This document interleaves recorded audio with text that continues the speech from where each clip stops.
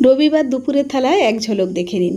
আপনারা হয়তো এক ঝলক দেখছেন, এই এক ঝলকের পেছনে অনেকটা সময় থাকে, অনেকটা পরিশ্রম থাকে, অনেকটা চিন্তা ভাবনা থাকে।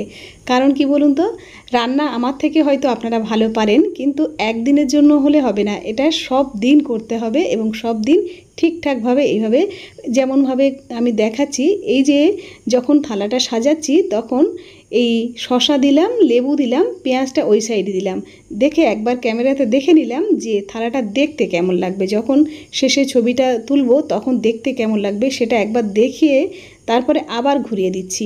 ঠিক এই রকমভাবে, সেটা এডিট করলে আপনারা বুঝতে পারেন না, ঠিক এই রকমভাবে বারবার এগুলো ওলটপালট করতে হয়, দেখতে কোনটা ভালো লাগে সেইভাবে গুছিয়ে নিতে হয়। এক এক সময় কি হয়, বাটিগুলো নিচে বসিয়ে দিলাম, দিয়ে দেখলাম যে কেমন দেখতে লাগে, এই রকম করতে হয়। সেখানে অনেকটা টাইম লাগে, তারপর এডিট করে সেগুলো ছাড়তে, এবং প্রত্যেক দিন আপনাদের সঙ্গে এইভাবে আমি আসি। ভালো লাগে আপনাদের সঙ্গে কথা বলতে। তবে অবশ্য আপনারা সবসময় সাপোর্ট করেন এবং ভালো কমেন্ট করেন, খুব ভালো লাগে, যেটা উৎসাহ অনেকটাই বাড়িয়ে দেয়।